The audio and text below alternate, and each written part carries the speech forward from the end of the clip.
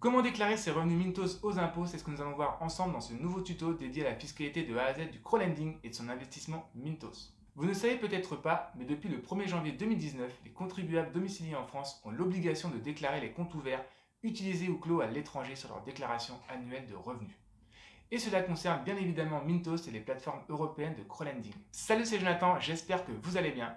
Je suis ravi de vous retrouver dans ce nouveau tutoriel où l'on va parler de fiscalité, de crowdlending et de Mintos.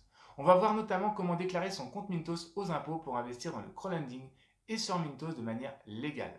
Et on verra aussi comment déclarer ses intérêts Mintos sur sa déclaration de revenus. Mais avant de commencer, je vais vous inviter à vous abonner à la chaîne si ce n'est pas encore fait et à télécharger mon guide PDF, les 5 clés de la liberté financière, pour apprendre à gérer et investir votre argent sereinement. Tous les liens sont sous cette vidéo. Premier point, comment déclarer son compte Mintos aux impôts. Nous sommes nombreux à avoir ouvert un compte Mintos en 2020. Il est donc indispensable de déclarer Mintos aux impôts sur sa déclaration de revenus, puisque l'on risque jusqu'à 1 500 € d'amende par compte non déclaré et par année. Je vous conseille également de régulariser tous les comptes à l'étranger que vous n'avez jamais déclarés. En tout cas, c'est ce que je compte faire personnellement. Pour déclarer son compte à l'étranger, et en l'occurrence Mintos, il faut aller sur son compte impôts.gouv et effectuer sa déclaration de revenus en ligne, qui est généralement disponible en avril. Au moment où je tourne cette vidéo en mars 2021, la déclaration de revenus n'est pas encore disponible.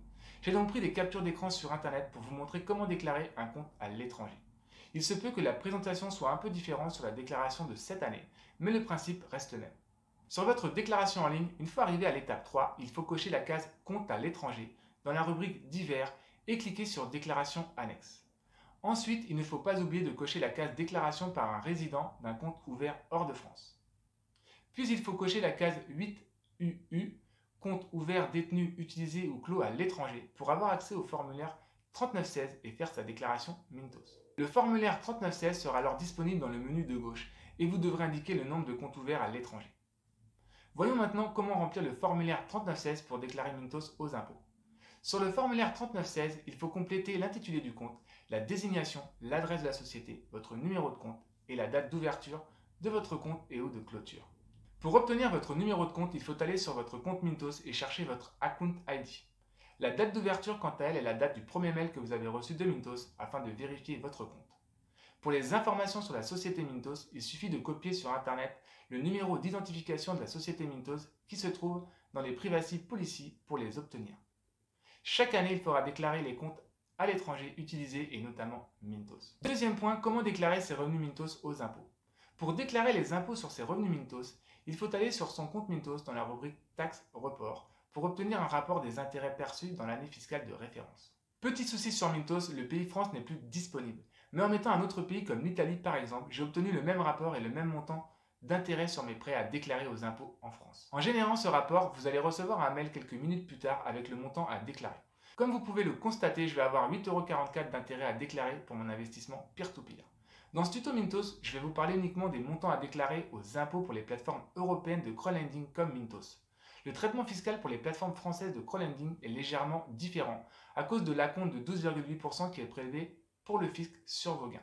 Mais rassurez-vous, il suffit de suivre les IFU que les plateformes françaises vous donnent pour remplir votre déclaration de revenus facilement. Depuis 2018, les revenus du capital et donc les revenus du crowdlending et du crowdfunding sont imposés au taux unique de 30%, que l'on appelle aussi flat tax, ce qui représente 17,2% au titre des prélèvements sociaux et 12,8% au titre de l'impôt sur le revenu. Donc si votre TMI tranche marginale d'imposition est égale ou supérieure à 30%, vous aurez tout intérêt à choisir la flat tax pour vos revenus du capital.